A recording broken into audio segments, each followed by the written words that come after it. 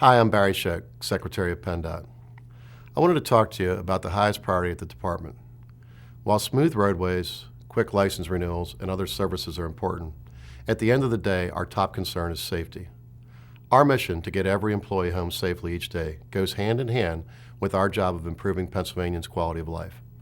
During the next 6 months, all employees will be introduced to a safety culture plan that emphasizes workplace safety as a PennDOT value. The plan's goals are to establish, reinforce, and maintain our safety culture, stop fatalities, reduce work-related injuries and fleet accidents, and protect our employees by reducing accidents by 25% this fiscal year. I cannot reinforce the importance of these goals with my words alone. Here's a story from a PennDOT team member who reminds us that at work, we should never get too comfortable. I had the truck running on manual mode about 20%. I was underneath checking, make sure my connections were all tight, nothing was leaking. Make sure the auger sensor was counting like it should. I had the safety shield down. And I went and stood up. When I stood up, I grabbed the hold of the auger to pull myself up. I had a rubber glove and it caught the open end of the auger and pulled my hand in like that. Once I realized it happened, I pulled it out. I had butterflied between my index finger and my thumb. We heard some yelling from the garage, and somebody came in and said that Todd was hurt, and he was hurt bad.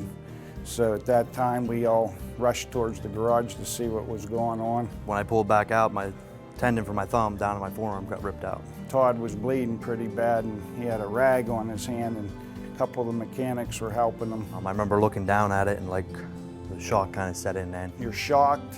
You know that he has a serious injury. You don't know how serious it is. I remember seeing my hand and looking at it and wondering if it was ever going to be the same again.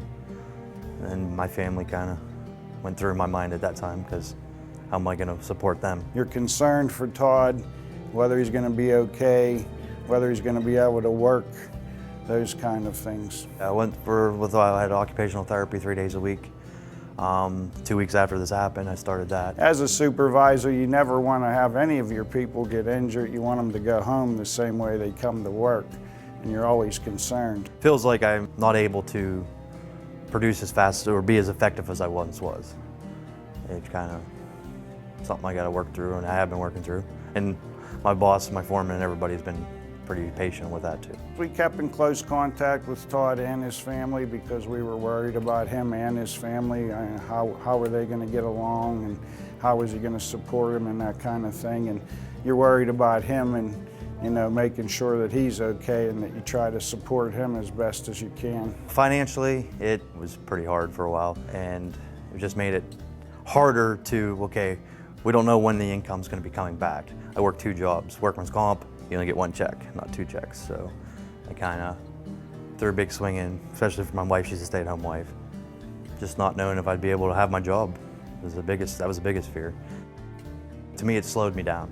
I don't feel as comfortable with some things. Sometimes I gotta take time and slow down and figure out how I'm gonna do something that I used to do in a couple seconds or a minute or two. As far as the other employees, you're always trying to send out the safety message, make sure you focus on what you're doing, make sure you pay attention at all times. But that's easy to get complacent, and you can't really blame anybody. Accidents do happen. My message to you is don't get complacent in your job. Don't take it for granted. Just because you do it every day and it hasn't happened to you yet doesn't mean it won't. It could happen to you in a split second. He worked himself back, and he's doing a great job, and I think he deserves all the credit.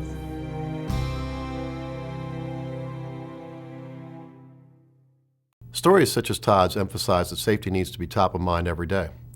There are some key practices that each of us can use to create a safer PennDOT. These practices make up the 5 safety standards in our safety culture plan, and they are: never allow others to perform at-risk behaviors, 0 tolerance for safety violations, reduce hazards and risks, ensure safe production, combat complacency, and report near misses. This year, you'll see increased focus on these safety principles. Various events will be held each month to emphasize how important each practice is to a safe workplace. March will focus on at-risk behaviors. April on safety violations. Hazard and risks will be the focus in May. June will focus on safe production, and July on complacency and near misses. I sincerely hope that the planned activities and continued dialogue on safety at work will make PennDOT an even better and safer place to work. If you have any questions about the safety culture plan or our safety standards, please contact your district safety coordinator. Thank you for your hard work and for your partnership on this very important initiative.